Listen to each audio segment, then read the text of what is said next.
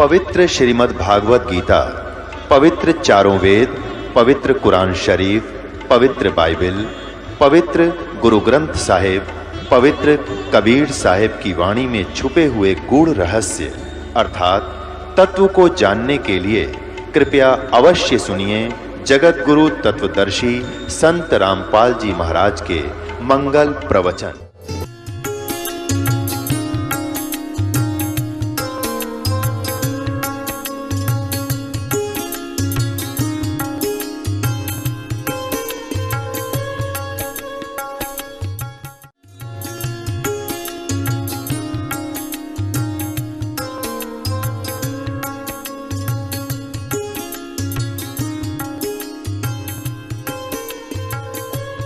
सतगुरुदेव की जय।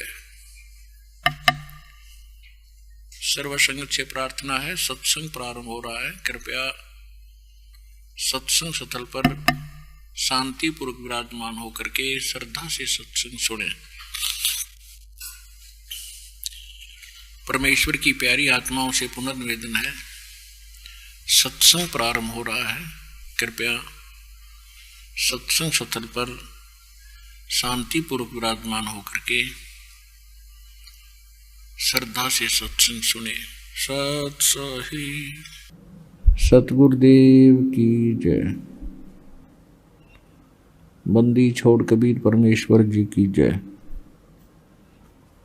स्वामी रामदेवानंद जी गुरु महाराज जी की जय हो।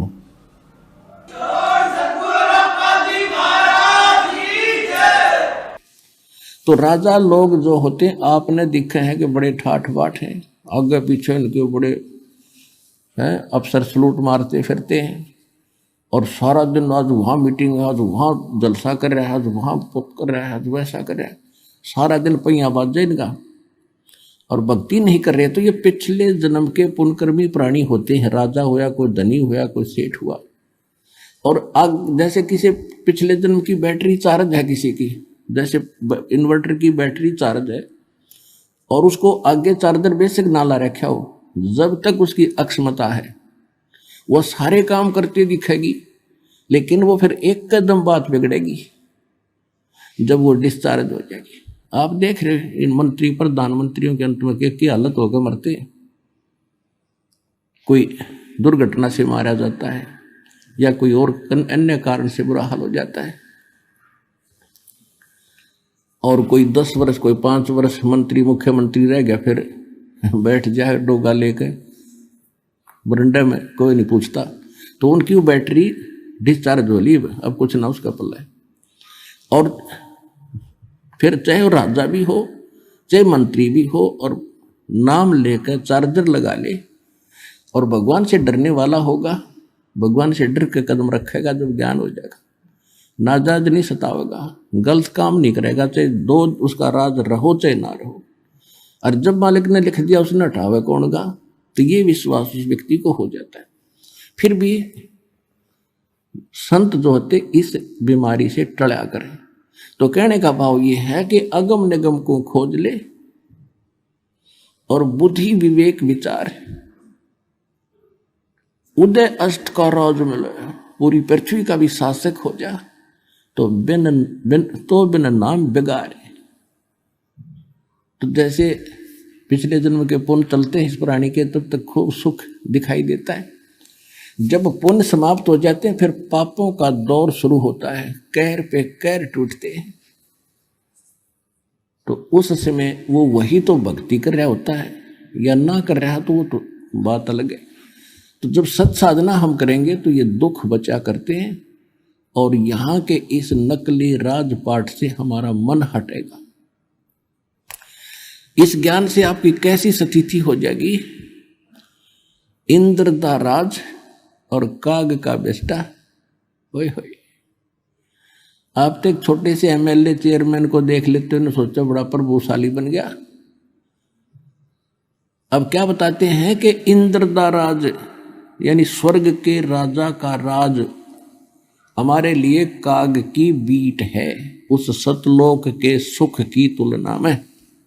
तो परमात्मा हमें यहाँ से निकालना चाहते हैं और हम अज्ञानता के कारण इसी काल के इस झूठे सुख से चिपकना चाहते हैं। एक समय अब परमात्मा कहते हैं गोता मारो स्वर्ग में, रजा बैठो पाताल। गरीबदास जी को बता रहे हैं परमात्मा कि गरीबदास में ढूंढता फिरूं अपने हीरे माणिक लाल। एक मुसलमान धर्म के अंदर अब्राहिम सुल्तान अधम नाम के एक राजा थे।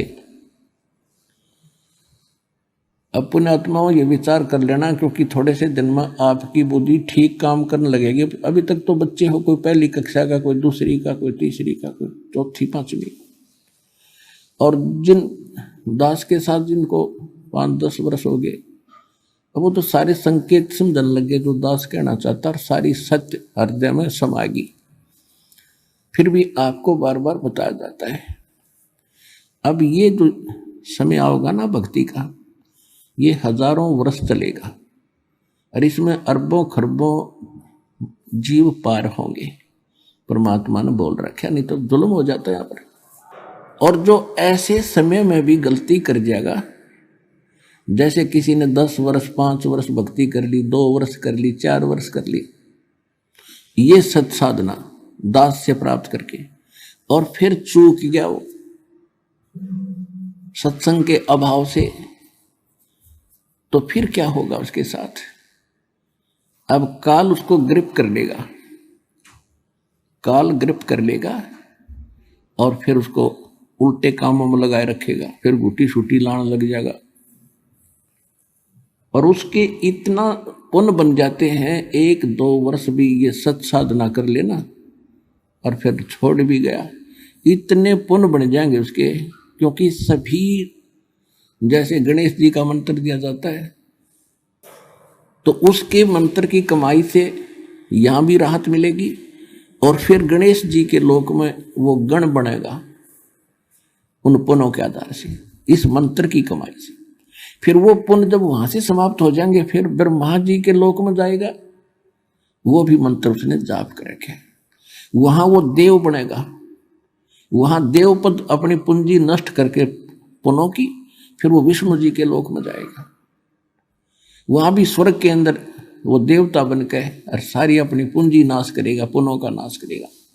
और ये जितने भी देवता हैं या जो ब्रह्म है, इन्होंने होटल खोल रखे ऊपर, और पुण्य कर यहाँ जो साहूकार यानी धनी होते हैं भक्ति के, वो वहां जाते हैं और इन्होंने अपना चार्ज लगा रखे वहां पर, खाओ पियो बेशक, लेकिन आपके पुण्य साथ के साथ खत्म होते रहेंगे और उनकी परसेंटेज उनको अलग से डिपॉजिट होती रहेगी। उसके बाद फिर शिवलोक में जाओगे, वहां शिव का मंत्र जाप करते हो, वो खत्म होने के बाद फिर दुर्गा जी के लोक में जाओगे, और वहां समाप्त होने के बाद फिर आपको सतनाम प्राप्त है। वो उसमें ओम मंत्र ब्रह्म का है, उससे ब्रह्म लोक में जाओगे। यानी आपको जब तक आप खाली नहीं हो लोगे, इस धरती पर गिर नहीं दो, और इस पृथ्वी पर फिर पटकेगा आपको कब? सतयुग में, क्योंकि इतने पुण्य हो गए, तब तक हजारों युग बीत जाएंगे। तो प्रथम बार जो पृथ्वी पर उत्पन्न होंगे, जो होते हैं सतयुग में, तो वो वही आत्माएं होती हैं जो कभी अब यहाँ अब इस परमात्मा के चौथे युग में उनके पैर फिसल जाते हैं, वो पार नहीं हो पाते। अब सतयुग में वही पुण्यात्मा होंगी, राजा बनो चाहे मत बनो, या वैसे भी अच्छी व्यवस्था रहेगी। तो फिर सतयुग त्रेता द्वापर तक, आज कलयुग तक आप भी वही आत्मा है जो पिछले उसमें कलयुग में न कितने युगों के बाद आपका ईब दाव लग गया इस कलयुग में। इससे पहले ऊपर पता नहीं कहाँ कहाँ देवता बने, राजा बने, नरे कर्म फोड़े। तो इस भूल ने ईब गलती ना करियो, याद रखना, ये फाउल पॉइंट बताए जाते हैं।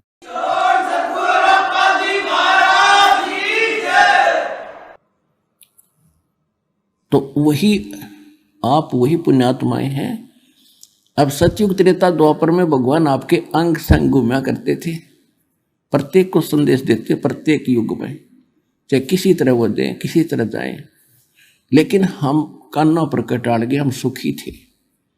अब भी जो सुखी है, कोई मंत्री बना है, कोई मुख्यमंत्री बना है, उसको सुनाओ ज्ञान जाके, इन्हों का फिर देखेंगे, हाँ ठीक है चलो फिर देखें। और जब उसकी दुरुक्ति शुरू होगी तब कोई कह दो जी वहां चलो, चलो भाई चलते हैं। कहते दुख में सुमरण सब करे और सुख में करे ना कोई, जय सुख में सुमरण करे तो दुख कहे को होए। तो दुखी होकर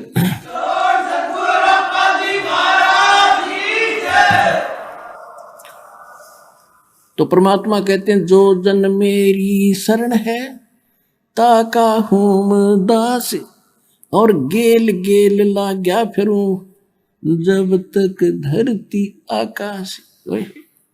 अब आपको परमात्मा कैसे निकाल कर लाए हैं आप विचार करना, और अब आपको समझ में आओगी सारा खेल कर ही भगवान रहे थे।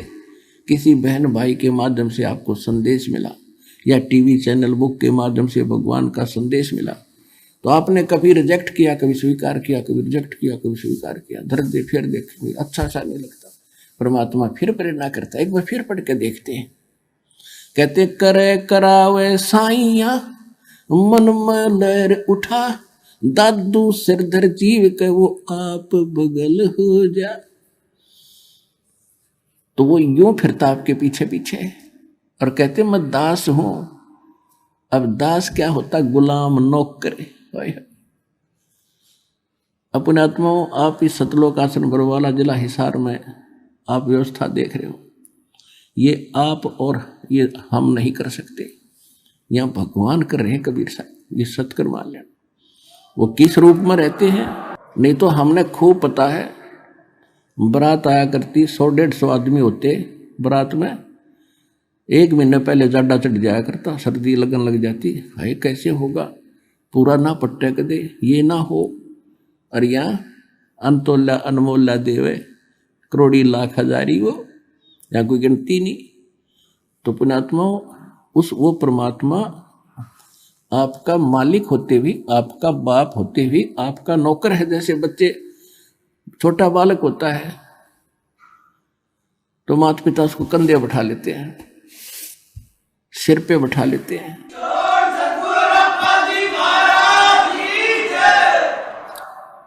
अब उसको बाप कहो चाहे नौकर कहो, तो वो बाप आपका है।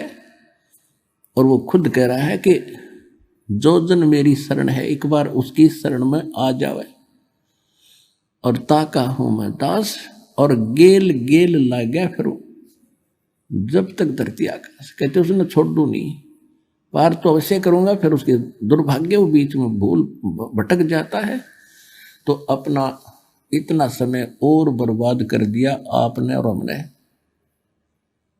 यदि मालिक की शरण ग्रहण ठीक से रखते तो हम पहले पार हो जाते।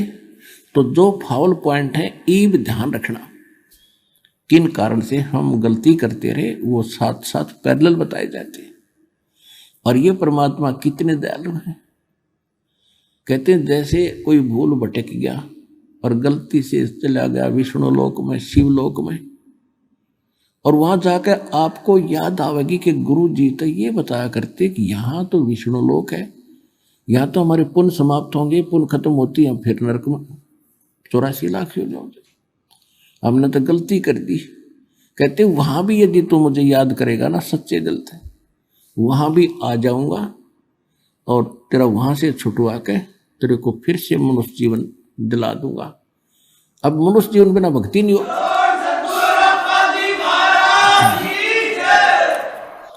अब मनुष्य जीवन के बगैर ये मोक्ष नहीं हो सकता। क्या कहते हैं? शिव मंडल ब्रह्मापुरी चाहे विष्णु लोक में हो, और हमरे गुण भूले नहीं तो आण छुटाऊं तो।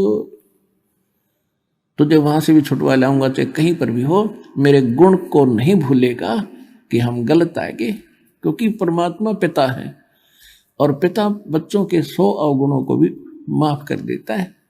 तो हम कितनी गलती भयंकर वहां करके आए और फिर हमारे पीछे पीछे घूम रहे, और अब हम पल पल पर कर रहे हैं। और फिर भी दयालु हमें सोचता है किसी प्रकार इसकी बुद्धि ठीक हो और निकले यहाँ से। तो इस ज्ञान से ये सारा बुद्धि सेट होगी।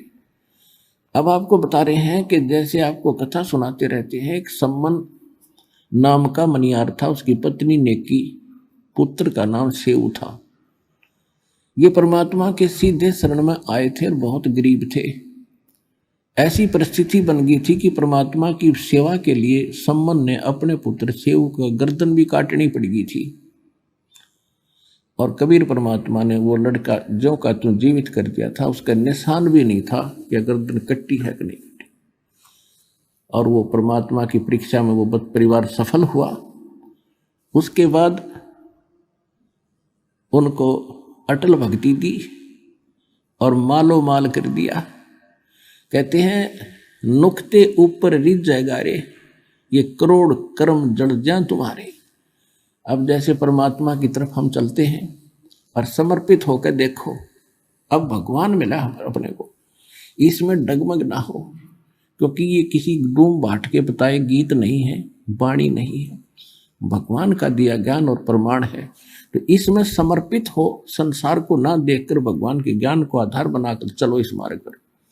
फिर देखना, एक भक्त है, वैसे तो बहुत से ऐसे भक्त हैं जिन्होंने मालिक के नाम पर इतना दृढ़ विश्वास किया, बिल्कुल घना नुकसान होता दिखा था, फिर भी अटल रहे और फिर उनको कितना सुख दिया। तो परमात्मा की वाणी है, सत ना छोड़े सूरमा और सत छोड़ने पत जा, और सत के बांधे लक्ष्मी फिर मिल गया। एक भक्त ने दीक्षा ली थी, वो ट्रांसपोर्ट का काम करते हैं, और उस समय उनके पास एक ट्रक था। उनके पूज्य पिताजी पहले हमारी शरण में आए थे, दास की शरण में, वो बहुत नेक आत्मा थी, और उन्हीं की प्रार्थना परमात्मा ने स्वीकार करके उस परिवार को शरण में लिया था। अब उसने लड़के ने ज्ञान घना समझ लिया था, कति डट के। क्या हुआ कि उसका एक का ट्रक था, बाकी किराए पर लेकर चलाते थे वह, और वो एक्सीडेंट को प्राप्त हुआ और उसकी इंश्योरेंस भी खत्म हो रही थी।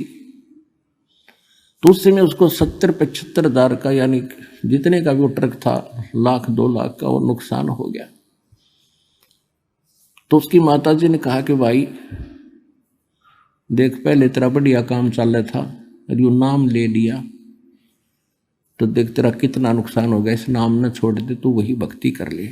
अब वो बता रहा था कि जी मैंने तो परमात्मा के सामने एक कर्ज करी थी कि दाता चाहे कटोरा हाथ में दे दियो, पर अपनी शरण से दूर ना करना। ये ज्ञान बार बार समझ में नहीं आता और ये भगवान बार बार नहीं मिलेगा। उस दिन के बाद कुछ ही दिनों में परमात्मा की रजा ऐसी हुई, आज उसके पास सैकड़ों की संख्या में गाड़ियां हैं और जी खोल कर दान कर रहा है वो बच्चा। तो यहाँ परमात्मा कहते सत ना छोड़े सूरमा, सत छोड़े पत जा, और सत के बांधे लक्ष्मी फेर में ले गया। कहते नुक्ते ऊपर रिझ जाएगा रे, यो नुक्ता था। भगवान ना नहीं फिर जाए, इतनी मदद भी नहीं करेगा, हमारी डूबे ने नहीं उबारे, तो भगवान को तो इसलिए याद करे कति डूबी वे उबार दे। तो हम पीठ गणे रखे काल ने, जैसे कुत्ते का कोई लठ मार दे और फिर चाहे दूर तक हुड़का कर दे, उपड़ा उपड़ा चिल्लाया करे, उठा जाना बैठा। तो हम इतने सता रखे इस काल ने कि छोटा सा नुकसान हो या ना हो, हम दूर तक रोने लग जाते हैं, हाय नाश हो गया, हाय अगले सत्संग में फिर चल लेंगे। तुम आके देखो, दृढ़ हो थोड़ा सा, नुक्ते ऊपर रिझ जाएगा रे, करोड़ कर्म जल जाए तुम्हारे। ये नुक्ता था। तो इसी प्रकार सम्मन और सेऊ के घर पर जब भगवान गए, ऐसी परिस्थिति बना दी परमात्मा ने, परमात्मा की इज्जत के लिए कि गुरु जी की इज्जत पाच नहीं आ जा, अपने लड़के को काटना पड़ गया। और फिर समर्थ शीश लेता है, ये शीश दिया करता है, एक्सटेंड करता है। तो सम्मन के पुत्र सेऊ को भी जीवित कर दिया और उनको मोक्ष दिया।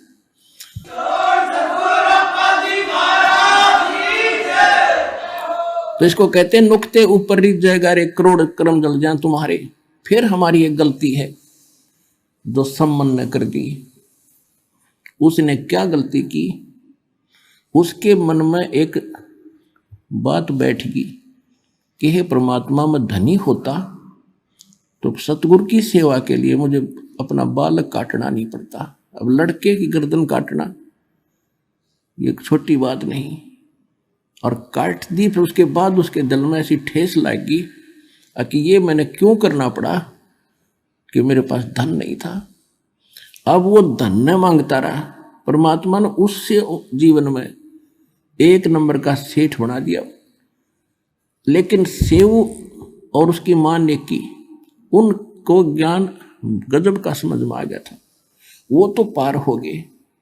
ये संबंध रह गया माया माया करता, मृत्यु होगी।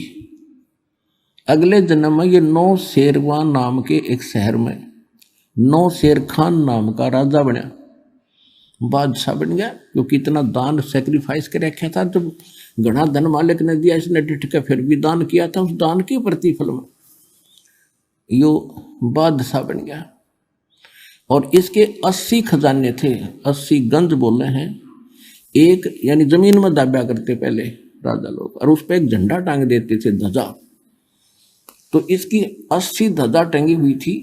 तो राजाओं को दूर के राजाओं, गुप्तचर लोग बता दिया करते थे कि उस राजा के 80 गंज खजाने हैं। 80 गंज, एक गंज में अरबों खरबों का खजाना होता है, हीरे पन्ने लाल ऐसे ऐसे, सोना चांदी। अब वो तक खूब चौड़ा हुआ बैठा राजा बन के, इतना धन है मेरा, और कंजूस इतना हो गया, दान नहीं करता। तो काल चाहता है कि ये भक्तिहीन हो, इसका भट्ठा बैठे, सारे खजाने दाबे में बैठे, कल मृत्यु हो जाती, गधा बनाओ। वो खजाने के काम आते उस मूर्ख के, वही संबंध था। अब कहते गोता जो जन मेरी शरण है, ताका हूं मैं दास, और गैल गैल ला गया फिरूं जब तक धरती आकाश। अब परमात्मा का काम बढ़ाया, अपनी विरान माटी करवाई। अब भगवान फिर पहुंचे वहां एक साधु रूप बना के, और जाके कहा महाराज कुछ दान दे दो। देखो हमारी बुद्धि सेट करने के लिए, हमें उभारने के लिए भिखारी बने भगवान। साधु संत बनकर कहा कि मुझे कुछ दान दक्षिणा करो। तो राजा इतना बुद्धिहीन हो गया, क्योंकि जितनी माया घड़ी होगी उतना कंजूस बनेगा, और बुरे काम में लाओगा, अच्छे काम में जीव ला नहीं सकता जब तक भगवान साथ नहीं होगा। तो वो राजा कहने लगा कि महाराज मेरे पास पैसे नहीं है। परमात्मा ने कहा कि देखो ये 80 ध्वजा फहरा रही है तेरी, आप क्यों झूठ बोलते हो, कुछ दान कर दो भाई, देख कल्याण होगा तेरा।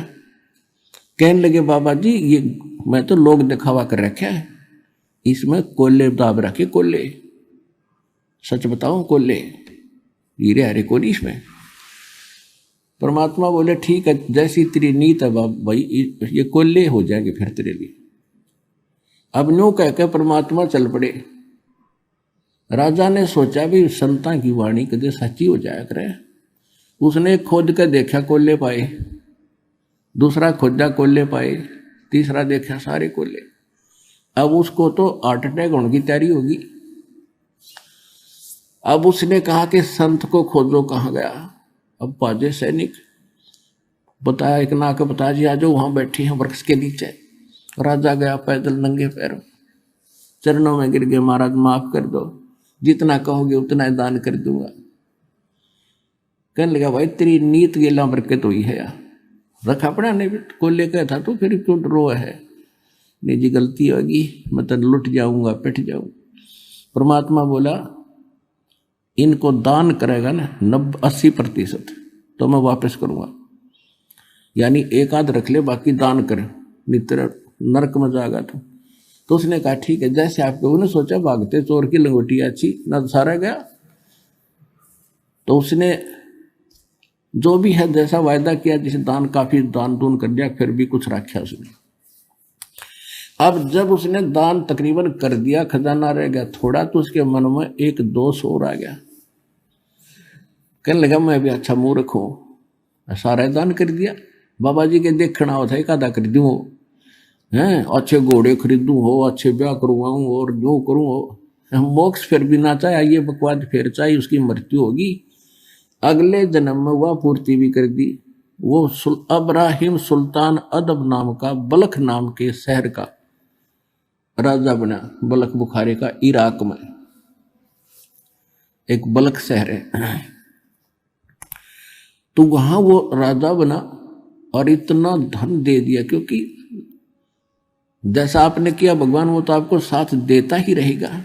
इतना धन दे दिया कि उसने 18 करोड़ तक घोड़े खरीद रखे, 18 करोड़, और हजारों की संख्या में ब्याह करवा लिए। अब ये इच्छा लेकर मेरा था नालायक, ले भाई फोड़ ले भाग अपने। और अब क्या होता है, परमात्मा को तो पता था कि देखियो बैठ गया सिंगर के अकबसीब कद्दे नहीं जाऊं, और पिछले कितने जन्म और बड़े बड़े खजाने छोड़ कर मर लिए। अब उस प्यारी आत्मा को जो फिर से नरक में दलदल में फंस गया, राज के में हजारों की संख्या में ब्याह करवा रखे, 18 करोड़ घोड़े। अब गांव में पहले हमने देखा था एक भी घोड़ा या घोड़ी किसी के घर पर होती तो उसने नो क्या करते, बड़ा भाई धनी आदमी है, बड़ा चौधरी आदमी है, एक के घोड़ी में। और जिसका 18 करोड़ घोड़ी हो, घोड़े और घोड़ी हो, तो वो राजाओं में कितना संपन्न माना जाता था, ये शायद से अंदाजा लगाया जा सकता है। अब देखो, राजा हो चाहे रंक हो, भगवान की चाह फिर भी रहती है, आत्मा भूल नहीं पड़ती आत्मा को। अब उसने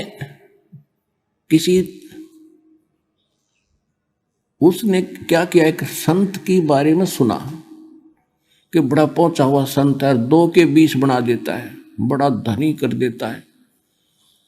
अब राजा उससे चक्कर में एक नकली ठग का फंस गया, उसको खूब दान दे, वो बताओ भी दान करोगे तो भरोगे, ये है वो है। और जब दान दे, बस मुझे नहीं चाहिए, किसको दे दे, जैसा भी थोड़ा बहुत वो दान करता था। तो एक दिन क्या हुआ, उसने राजा की उस इब्राहिम सुल्तान अधम ने एक अंगूठी बनवा रखी थी, छाप, और उसमें हीरे छोटे छोटे इतने जुड़वा रखे थे, यानी बहुत कीमती थी वह। और उस ठग ने वह देख ली संत ने कि यह किस प्रकार से ली जा, तो उसने अपने चेले तक कह और उस राजा जैसी अंगूठी बनवा ली, और नकली बनवा ली, कति डुप्लीकेट, सेम टू सेम। और राजा जब उसके पास पहुंचा दर्शन करने के लिए, तो राजा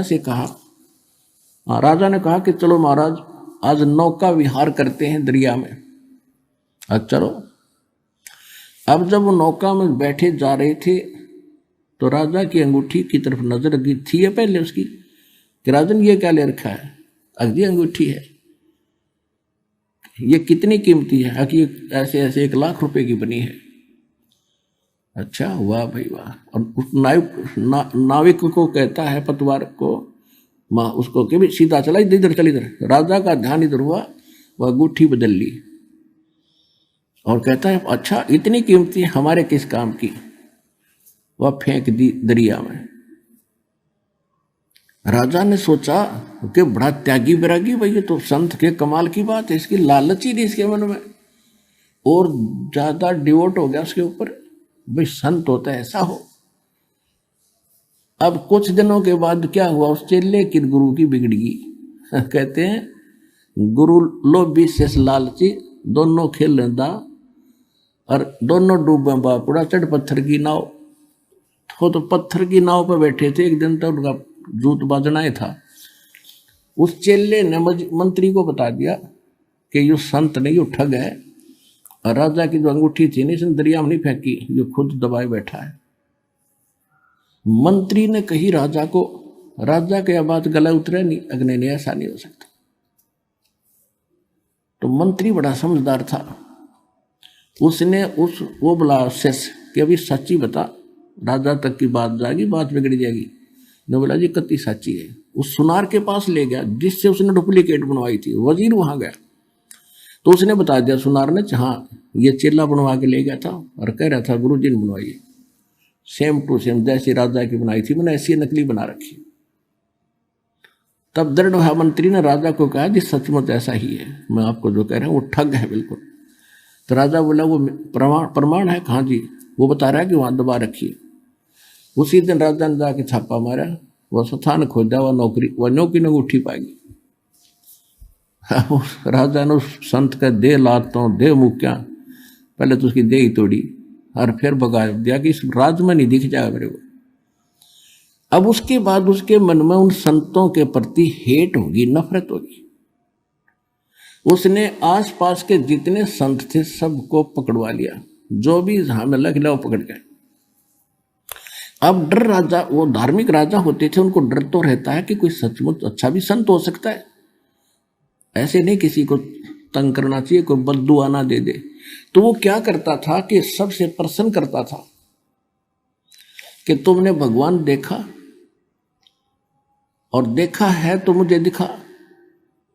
अब देखा ही नहीं क्योंकि तो बेचून का है तो नहीं देखा जी, वो बताते अनुभव करो, अनुभव से ऐसे होगा कि चलो। वो जेल में डालने शुरू कर दिए और चक्की पीसो। ऐसे 360 संत पकड़ लिए और जेल में डाल दिए। बाकी डरते आवन ही वो छोड़ गए उसकी सीमा को। अब देखो परमात्मा के लिए डबल समस्या। एक तो थोड़े बहुत भक्ति करने लगे थे, वो नास्तिक बनाने की तरफ चल पड़े काल के दूत। और भगत चाकी पीसर भगवान ने याद करें, वो आत्मा तो कबीरा भगवान की थी कि परमात्मा तेरे नाम पर लगे आज ये इतना कष्ट हमें।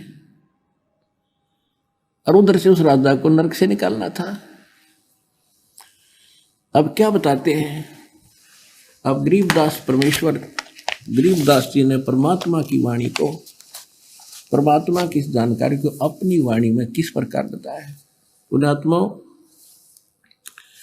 जैसे तुलसीदास जी ने रामायण को अपने चौपाइयों में अपने वाणी के आधार से बताया है, इसी प्रकार समझ लो परमात्मा से प्राप्त ज्ञान को दिव्य दृष्टि के आधार से 100% ज्ञान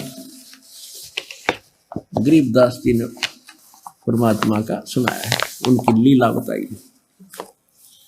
पंजा दस्त कबीर का सिर पर अर्श अमाने, बादशाह नो शेरवा से आने भये सुल्तान। 9 शेरवा के राजा से फिर सुल्तान अधम बन गए। 18 लाख तुरा दिया और 16 सेंस हुरम्बे, सतगुरु मिले शिकार में है मारा बान असंभ।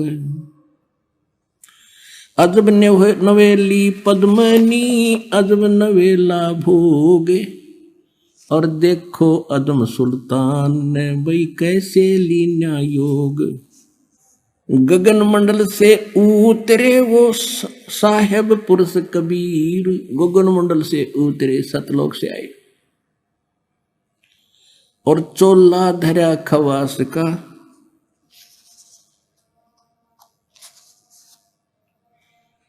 और तोड़े जम जंजीरी।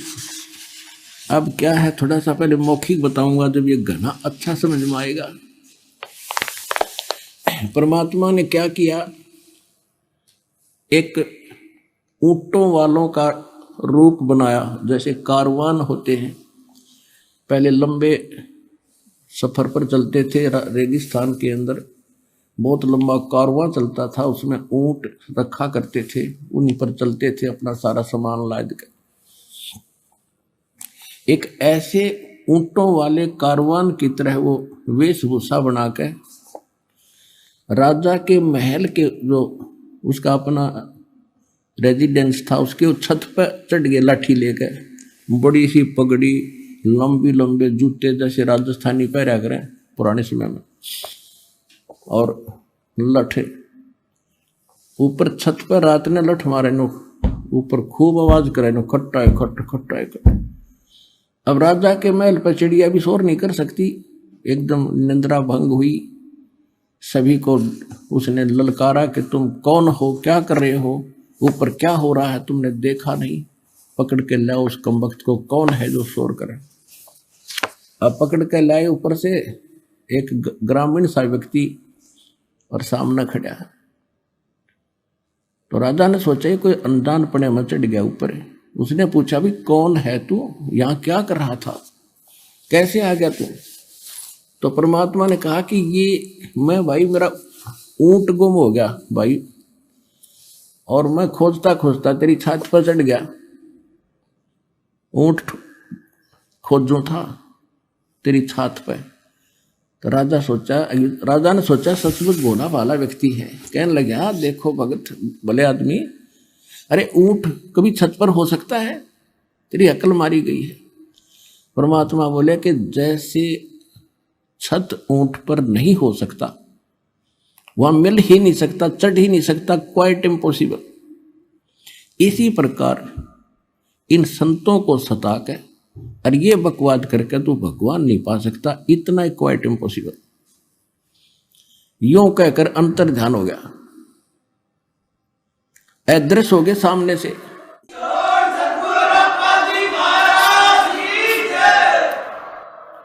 अब राजा को लगे चक्कर आने, अपने आत्मा सामने ऐसी घटना घट गया तो चक्कर आ जा आदमी। उसने सोचा कोई फरिश्ता था या ये केबला थी।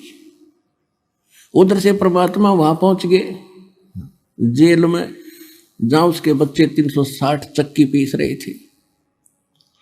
अब वहां जाकर के उन पहरेदारों से कहा, पुलिस वालों से, कि भाई मेरी भी सजा कर दी तुम्हारे राजा ने। वो बोले तू अच्छा भला आदमी, आप पे आ गया? कहाँ पे आ गया? मैं तो भाई राजा से डर लग गया। बोला ठीक है बैठ अंदर। वो बैठा दिया और कहा ये चक्की पकड़। तो परमात्मा खड़े हो गए, कहने लगे भाई देखो एक काम करेंगे हम, चाहे तो चक्की चलवा लो और चाहे इसमें तुम कणक डालो, एक काम तुम करोगे एक काम करेंगे। और सबको कह दिया बंद कर दो भाई। अब सैनिका ने सोची यो अच्छा क्रांतिकारी है, इसने सटराई करवा दी। कहने लगे बात उन्हें सोची, पुलिस वाला ने सोची कि लाइन नसीब दे कराएंगे आज, पहले 2 घंटे 4 घंटे चक्की चलवाते थे, सारा दिन चलवाएंगे। कहा कि हम कनक डालेंगे और तुम चक्की चलाओ। परमात्मा बोले ठीक है, पोजीशन पकड़ो, आप आओ सारे तैयार हो जाओ, कणक ले लेगा। अच्छा हो गए तैयार।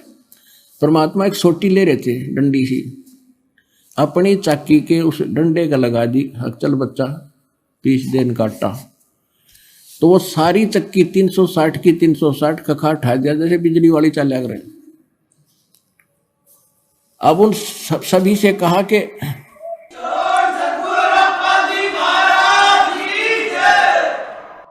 अब उन सभी जो साधु संत थे ने बोला नकलियो आंखें बंद करो। आंखें बंद करी और खोलो। आंखें खोली तो जंगल में खड़े हैं। परमात्मा बोले भाग जाओ इस बुद्धि भ्रष्ट की सीमा छोड़ के। वो तक गए, थुक मुठियां जाओ कोती डांग ठोकते, सीमा पार करके डटे बाबा जी। तो अब उधर से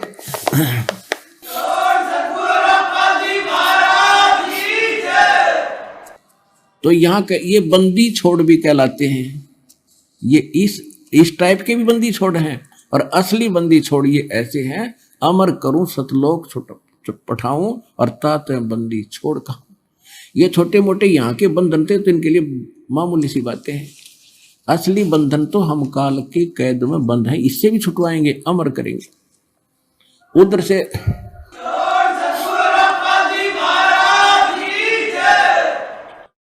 उधर से राजा चिंतित हो गए, बेहोश हो गए।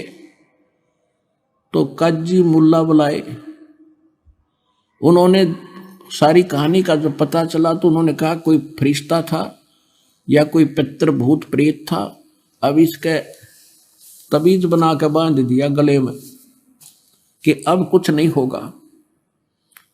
अब राजा को फिर पता लग गया कि ऐसे ऐसे सारी जेल खाली होगी। राजा को पता चला तो राजा वहां पहुंचा। भाई कारण क्या हुआ कि ऐसे ऐसे एक संत आया था और वो न बोला, कह रहा था कि मुझे राजा ने सजा कर दी, आपके यहाँ आया होगा था, मेरे पास भी आया था।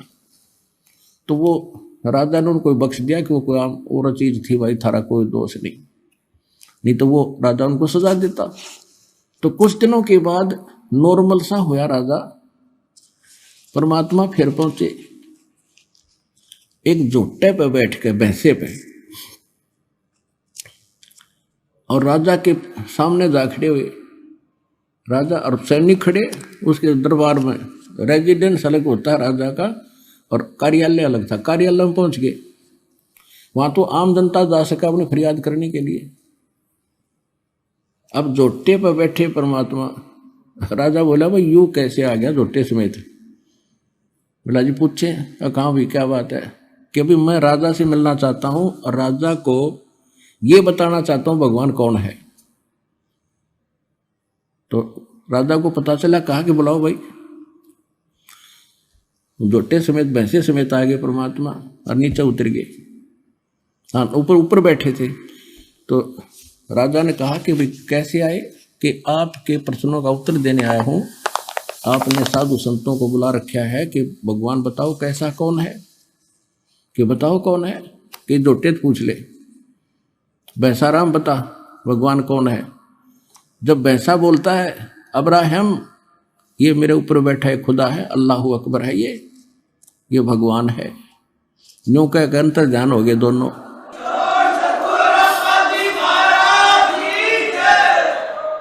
अब राजा फिर चित गया, बेहोश हो गया, चक्कर खा के गिर गया। फिर मौलवी बुलाए उन्होंने, बाई बाजू पर तवीज बांध दिया दूसरे ने। अब कुछ नहीं होगा। अब कुछ दिनों के बाद वो नॉर्मल सा हुआ राजा।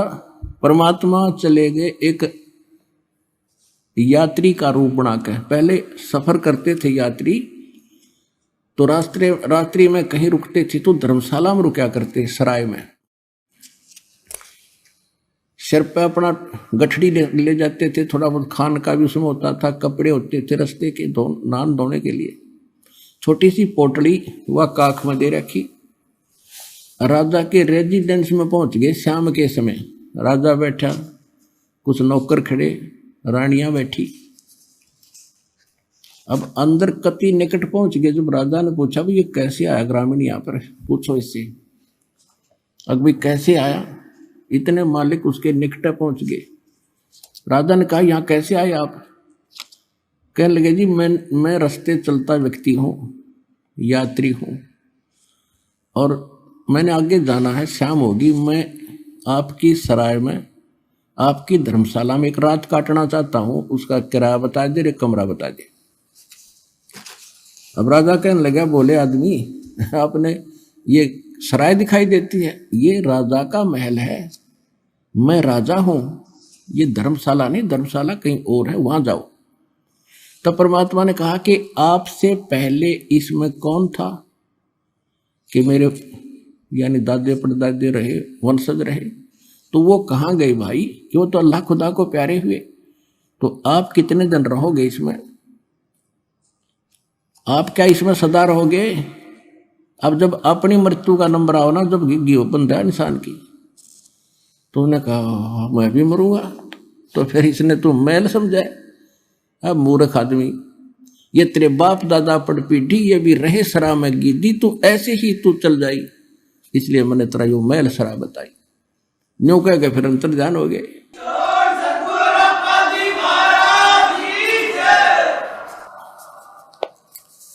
अब वो फिर चक्कर खा गया, दूसरी बाजू का बंधवा दिया तवीज मौलवियों से, अकब ठीक रहेगा। अब कुछ दिन बाद राजा नॉर्मल सा हुआ, वह माया की भांग फिर चढ़ने लगी, इतना फिर पहुंच गए।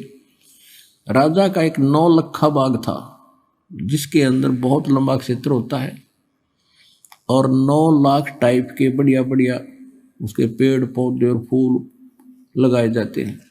उसमें दिन में विश्राम करता था 2-4 घंटे, और वहाँ बांदियों की ड्यूटी लगाई जाती थी। नौकरानी उनकी वो बेड को सेट करके आते थे, बिछाते थे झाड़ जोड़ कर, और आसपास फूल के गुलदस्ते लगाया करते थे। और बांदियों की ड्रेस अलग होती है, जैसे नौकरों की, पियोनों की खाकी ड्रेस होती है, ऐसे होती थी। एक दिन परमात्मा स्वयं गए दासी रूप बना के, बंदी रूप बना के, और इब्राहिम सुल्तान की वह बाग में सेज यानी बेड लगाया, चारों तरफ गुलदस्ते लगा के, और लेट गए, उस समय स्वयं सो गए। अब राजा गया, उसने माथा ठनका कि रानी का एक बांदी की हिम्मत और मेरी बेड पे सोने की, इसका दिमाग खराब हो गया। एक हंटर होता था, हंटर रखते थे कोड़ा, अगर घोड़े का मार दे तो घोड़ा गिर जाए, इतना तगड़ा आदमी था वो इब्राहिम सुल्तान, इतना ताकतवर आदमी था। और परमात्मा के लेटे लेटे का उसने गुस्से में आकर पट्टाए पट 3 मारे, और तीनों के न्यारे न्यारे निशान शरीर पर हो गए परमात्मा की देही पे। अब फिर खड़े हुए मालिक बांदी रूप में, एक बार तो थोड़ा सा आए मर गया, ऐसे मर गई नो कहा, और फिर खड़ा होकर जब देखा वो तो लीला करे थे, और हंसते हंसते लोट पोट हो गए हंसे। अब राजा की समस्या आधे से ज्यादा तो वहां समाधान हो गया कि ये कोई बात और है। इस कोड़ा के लगने के बाद औरत हंसे, उसने बाजू पकड़ ली परमात्मा की, कहने लगा बांदी तू हंसी क्यों करे, किस लिए हंस रही है तू? कि मैं इसलिए हंस रही हूं कि इस तेरी गंदी सेज पे बेड पे मैं तो एक घड़ी लौटी थी, और इसी निकम्मी ये बेड है जिस पर मुझे 3 करोड़ों की सजा मिली। मैं यूं हंसू हूं बेटा, तेरे साथ के बीतेगी, तू तो डेली सोता है इस पे।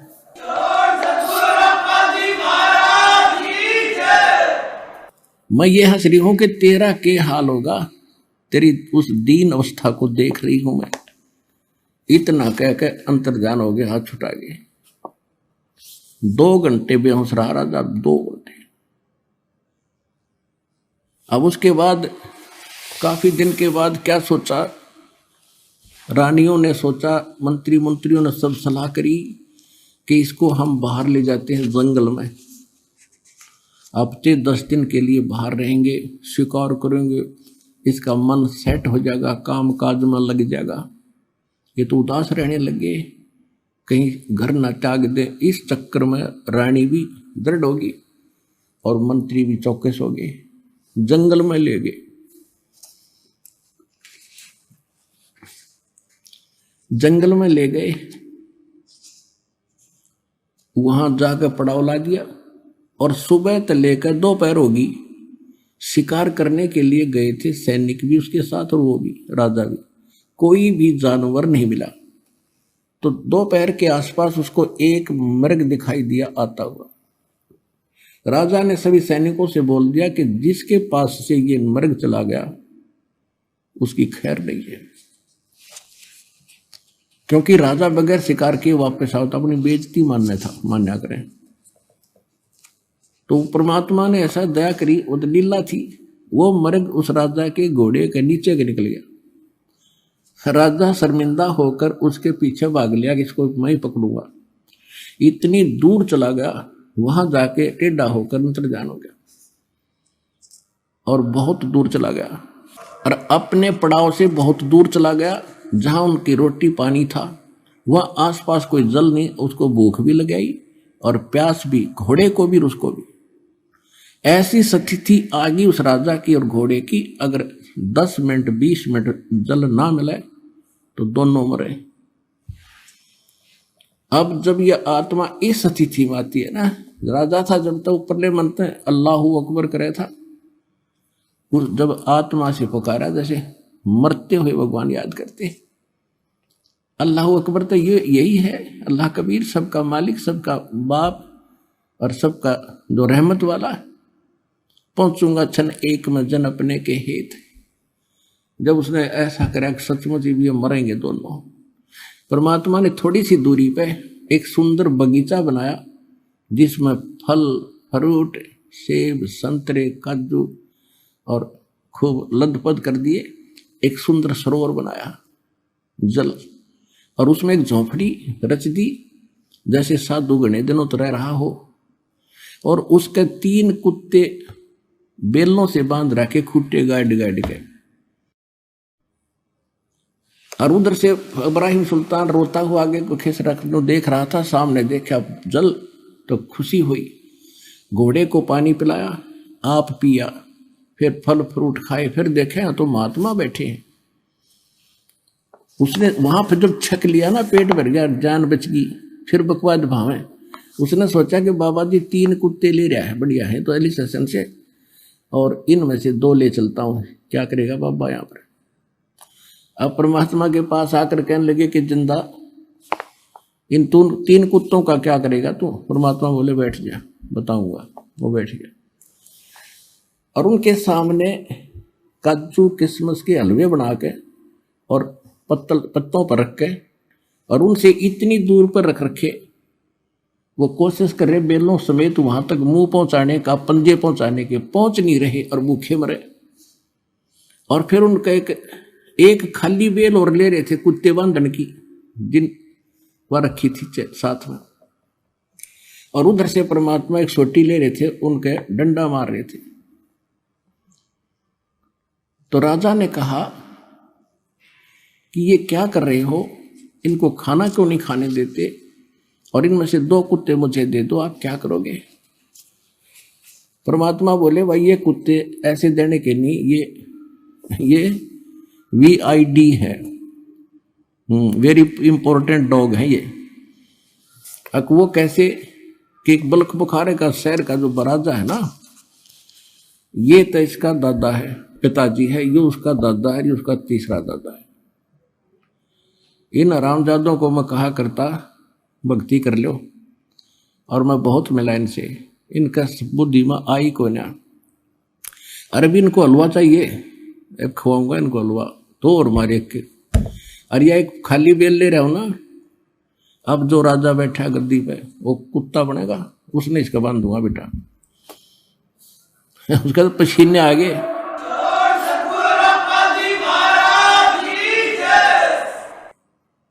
ओए होए होए, अब चरणों में गिर गया, अरे मर गया कति, ये तो नाश होगा। देख बाबा, दादा बाबा सारे बंदे बैठे, चरणों में गिर गया, रो बुरी तरह, बख्श दो बाबा, बख्श दो महाराज, बख्श दो मुझे। थोड़ी देर के बाद रो रहा के उठा, वहां कुछ भी कोई नहीं, कॉलर में पड़ा कती रेत में, ना वहां बगीचा, ना बाबा जी, ना कुत्ते, ना जल, ना सरोवर, कुछ भी नहीं। और घोड़े के पैर गिले, पेट भर रहा, सपना के ऊपर माने। अब रुकना था 10 दिन, उससे दिन वापस हो लिया। सारे लंगर बोलिया नहीं था, उसका मुंह बंद हो गया।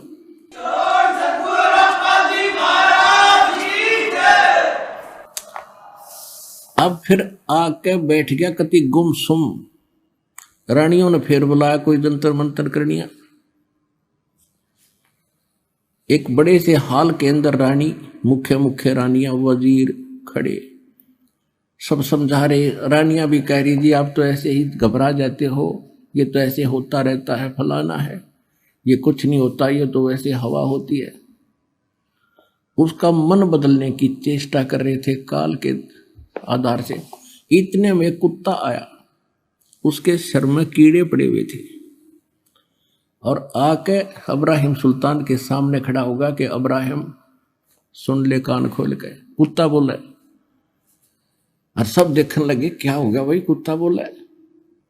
कहने लगे मैं फलाने देश का राजा था, नगरी का, याद है तेरे, और मेरा ऐसे ऐसे उनके साथ युद्ध हुआ था, मैंने इतने जीव मारे थे, और अब जितने वो सैनिक मैंने मारे और मरवाए थे, ये देख यो मिला मेरे को, तेरे पर तो मेहर हो रही है भगवान की, कुछ सोच ले। नो कहकर खेल दे ही गया, बाज गया कुत्ता, अंतर ध्यान हुआ। अब वो बोले, राजा बोला कि तुम तो नो को थे कि आप वैसे ही कर रहे हो, तेरे सामने हो रहा है। तो उन सबको बाहर निकाल दिया, गेट आउट, अंदर से कुंडी ला दी। रात के समय महल के पीछे से रस्सा बांध के सब कुछ त्याग के और काला मुंह कर लिया, एक साल लपेट लिया, ऐसे अल्फी ला ली, गांठ मारकर चल पड़ा। रात ने 15-20 किलोमीटर खींच दी। अब भूख लगी भगत ने, क्योंकि राजा था, पैदल तक चलना नहीं था, गजब की भूख लगी। आगे मालिक ने के रचना रची। एक मालन बेर बेच रही थी रास्ते में अपने बाग के बाहर सामने बैठ के। तो राजा ने कहा कि मालन बेर दे दे। मालन बोली भाई एक आने का शेर दूंगी। बोला ठीक है, एक शेर तोल दे। उसने शेर तोल दिया। किला पैसे अगमाई, पैसे तो है नहीं मेरे पास। ये जूती, एक जूती, इतना रिच मैन था वो, एक जूती 1.25 लाख रुपए की, आज की उस समय की कीमत 1.25 लाख रुपए, हीरे पन्ने जड़ रखे उसके। ने बोला ये जूती ले ले, चाहे दोनों ले ले, और शेर बेर दे दे। ने बोली देख ले भाई, या ताना दे देना, जूती धर दे। उसने दोनों रख दी जूते, और भूखा मरता क्या नहीं करता। अब कहते हैं ये जब तक बकवाद भावा, जब तक इसका पेट समय पर भर जा। यहाँ एक उदाहरण देते हैं, गरीबदास साहिब जी बताते हैं कि एक समय इतना अकाल गिर गया भारतवर्ष में कि हाहाकार मच गई, और राजा लोगों को भी रोटी तक नहीं मिली, मांगते फिरा करते। कहते हैं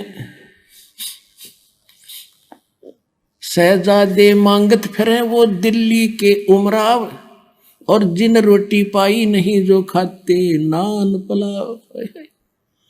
तो जब समस्या आती है जीव पर, जब अकल ठिकाना हो इसकी, तो कहने लगा ठीक आप ये रख लो और मुझे बेर दे दो। अब क्या किया, जो बेर तोलन लग गई वह मालन, एक बेर जमीन पर गिर गया और शेष गाल दिया उसकी जोड़ी में अब्राहिम के। अब उस एक बेर के ऊपर मालन का मेरा उसने हाथ गाला, और अब्राहिम का मेरा, वो दोनों उस बेर पर लड़े। अब वहां परमात्मा अंतर्जान वो एकदम अपन रूप में आए और उसका एक दिरा थप्पड़ ने बोला गधे तू के रात छोड़ गया, एक बेर पर लड़ा, 2.5 लाख की जूती घेर दी, हर एक बेर पर जूतन जूता खाग छोटा तेरे राज खेचा ताण मन में न्यू की न्यू है, जा मेरे वापस अपने घर में रह ले। कान पकड़ लिए।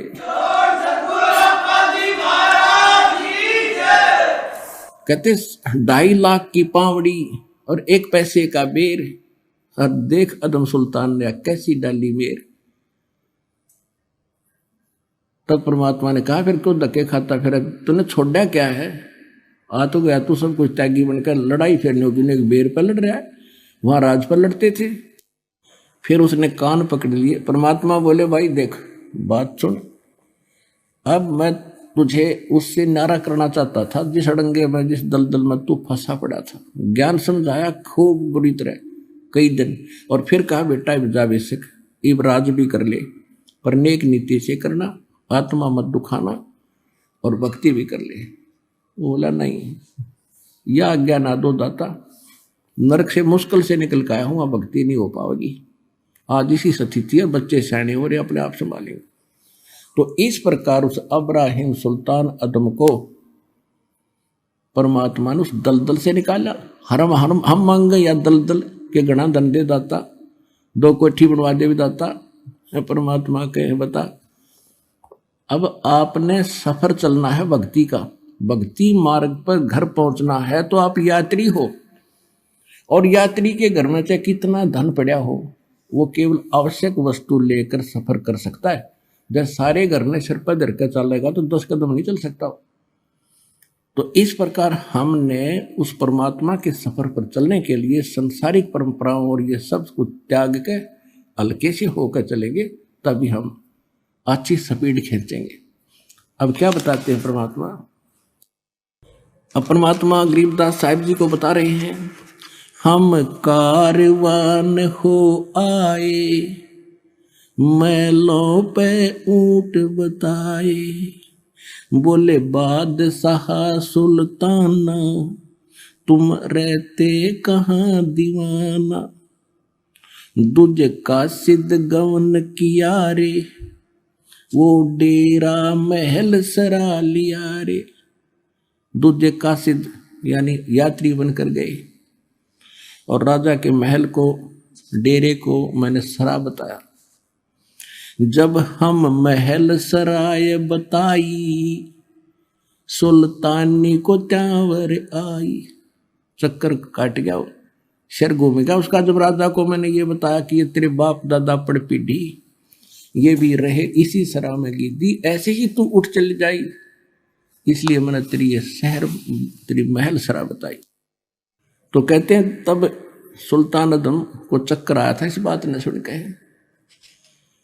पुण्यात्माओं, पिछले पुनकर्मी प्राणियों का ये बात जल्दी असर करती है। अब आपसे पुनकर्मी प्राणी, आपने थोड़ा सा ज्ञान सुना और खिंच का आगे, तो ऐसे इसके साथ बन रहा था कि सचमुच यह बात तो सारी सच्ची रे, जुल्म हो गया तो सब चले जाते। जब हम महल सराय बताई, सुल्तानी को त्यांवर आई।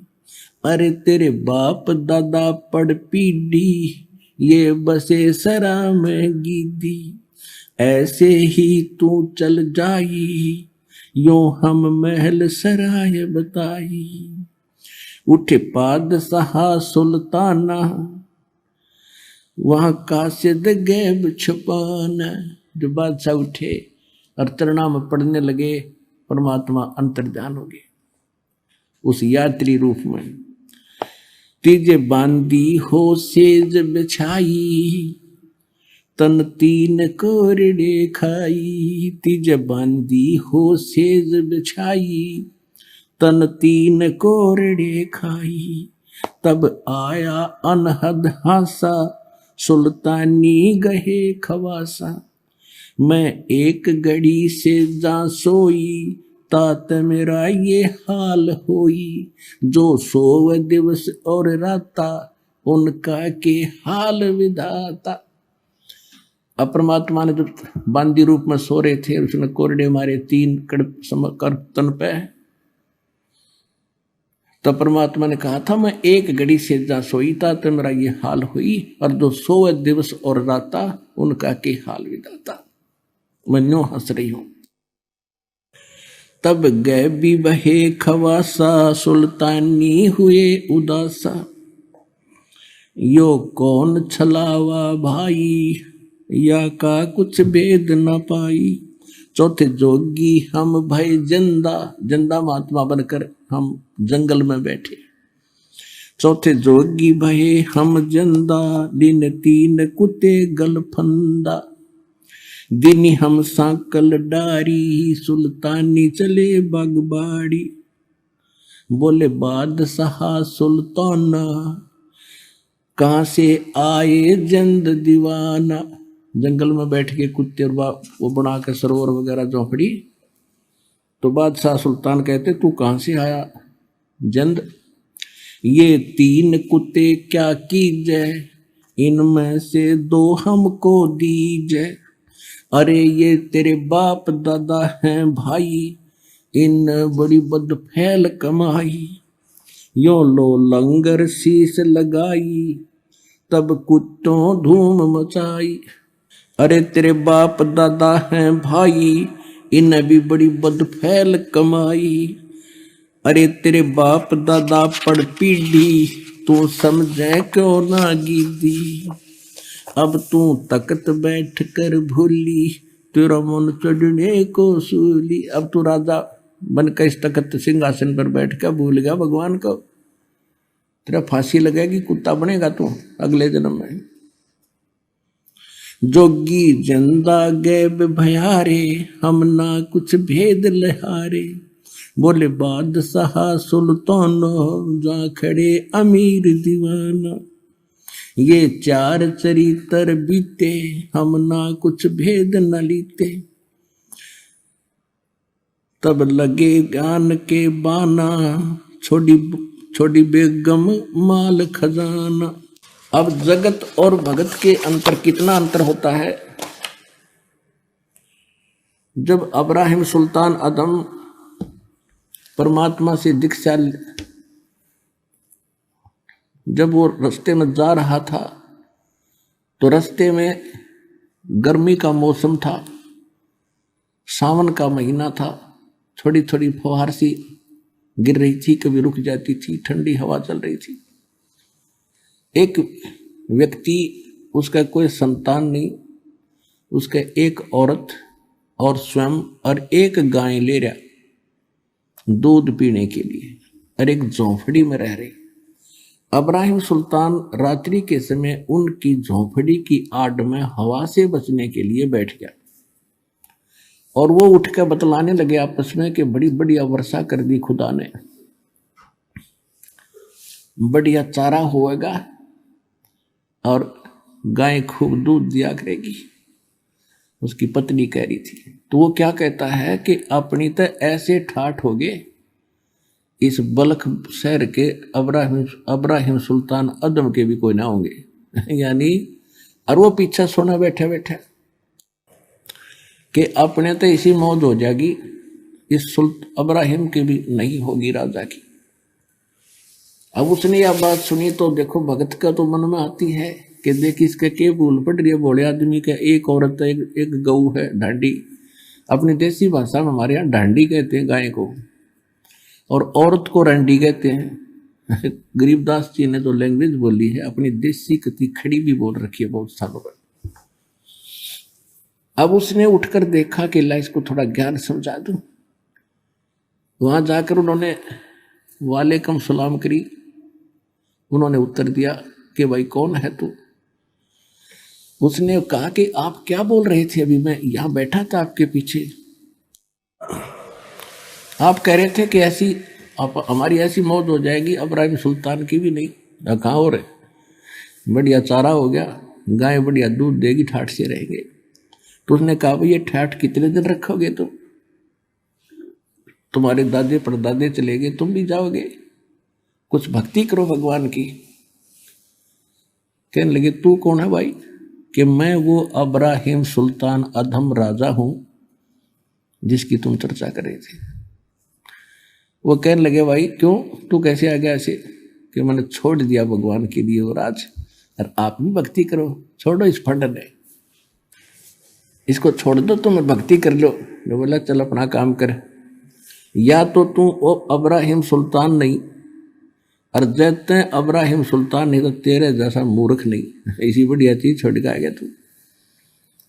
अब वो फिर अपनी किस्मत को सराहता है मालिक के ज्ञान को आधार बना के कि रांडी ढांडी ना तुझे, रांडी माने एक औरत और ढांडी माने गाय।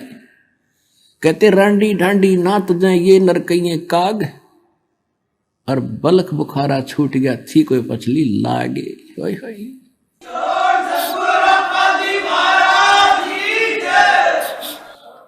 पिछली लाग माने कोई पिछले गजब के संस्कार थे दाता, एक जीव पे यूं ना छूटता, इसने ठाठ मान रहा, कल गधा बनकर कुत्ता बनकर घूम गए मूर्ख। और मेरे पर रजा करती दाता ने बलख बुखारा छुटवा दिया दाता, कोई पिछला गजब का संस्कार था ना न्यों छूटे। तो आप वो आत्मा पुण्यात्मा हो, आपकी कोई पिछली लाग है, यहाँ आना कोई हंसी खेल नहीं है। अब इस रजा को बना के रखना, तुम्हारा कल्याण होगा।